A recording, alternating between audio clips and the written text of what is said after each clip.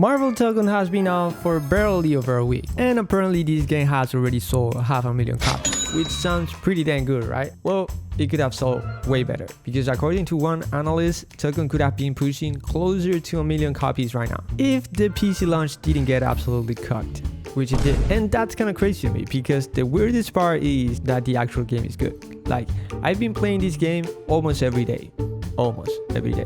So how do you make a game this good and still potentially lost that many players at the door? Now, before we start acting like Tokon is dying or something, no. I mean, almost 500,000 copies in a week is still almost 500,000 people. So that is not exactly a funeral. They could have do so much better. And from actually playing it, I can understand why people like it. The game looks ridiculous. The character feels completely different from each other. And somehow they made 4 characters flying around the screen feel manageable. Nah, I have to check on these guys. Most of the time. I mean, he have it still. But the PC, completely different story, brother. And this didn't exactly come out of nowhere either. So the beta already had people dealing with stuttering, frame drops, and performance problems. And our system literally acknowledged it before the patch. Like, they were like, hey, we're gonna patch it, don't worry guys. Everybody knew PC needed like some work. Then the game launched, and yeah, we got a broken game. I mean, not quite literally, because the game was playable, but you got more than performance issues on your game. You got crashes, you got PlayStation account requirements that I didn't knew about. I was like, what? I never have a Sony account in my life. They were like, hey man, you want to play this game? You need a Sony account, alright? People complaining also about Linux and Steam support. So PC players were mad about it. And I get it, because they were paying $80 to $100 for this game. At least let the game to be playable. But even though with all these problems, I have to say that they have already patched a lot of it. To their credit, they have. Apparently performance is better now, but I can't tell you guys for sure, because the first thing that I did when I saw that the game wasn't running was go to the store and buy a new PC. I was thinking on it, but that was the last nail on the coffin. I went to Costco and I bought a PC. Fly high. GTX 1660. But you know what you cannot patch that easily? Steam review screen. A first impression, man. And I think that's the part that could actually hurt Tōkon. Because launch week is when, you know, everybody's talking about your game, people are watching clips, their friends are buying it, everybody learning at the same time also, you know, so it's more fun, people are getting into combos, the search volume gets skyrocket. And if somebody finally goes to Steam ready to like spend $16 and the first thing that they see is a wall of complaints, I'm not spending my money, man. I'm waiting to see what's going on. A lot of people won't research whether patch 10.2, oh, they fixed the CPU utilization and the reapplication of the code so I can know. They're gonna be like, oh, hell no.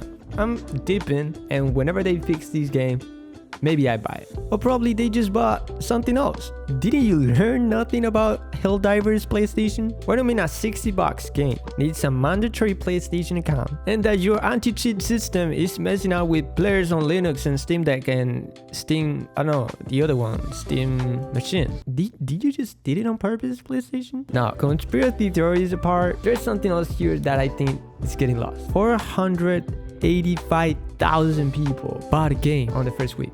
That's a lot of copies. Like, we talking about these as if Tōkon got dragged to the deepest dungeons of Steam database, and it didn't, man. Nearly 500,000 people. We talking here about this thing in the first week. The crazy part isn't that 500,000 is bad. The crazy part is that it apparently could have been even bigger. We talking about Marvel here. This is not like a random IP. And that distinction matters, because there's a huge difference between Marvel Tōkon flopped and saying, hey, Marvel Tōkon had a strong launch and still left a ridiculous amount of potential on the table. Those are not the same thing. So now the question isn't really what went wrong. We cannot know what went wrong. The question is what happened next? Like, what are they gonna do? Because if these problems get cleaned up and somebody checks Steam 2 weeks from now instead of launch day, they might be looking at a completely different situation. And that's the advantage Tōkon has. The part underneath all of this is actually good, if we think about it.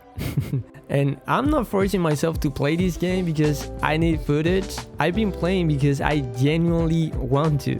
Like, even when the game decides I don't deserve happiness, which happen often, I still play it. It's kind of fun. And honestly, there's something that will worry me way more than a rough launch. If a month from now, nobody cared, like matchmaking start feeling empty, nobody was talking about characters, if clips stop showing up, basically, that's when I start getting nervous. Because this is a fighting game, alright? The community is part of the product. You need people discovering stupid tech, and you need people arguing about who's broken. You need that one guy online abusing the same thing 6 times until you start questioning your life decisions. You need him. Coward. And that's why I'm still very optimistic, because I already lost like 6 sets in a row. I went from Diamond 1 to Platinum 3 again, which is disgusting, by the way. And then I played again. They got me, God. They got me. Either way, here's why I'm not actually worried yet. This game have been out for like 5 minutes. The core game isn't the problem, and that is probably the best problem you could have in your game, like in a fighting game. So you can patch performance, you can add characters, you can improve features, but it's a lot harder to patch a fighting game that just isn't fun. You know, it's like, man, this is trash, man. I don't want to play this no more.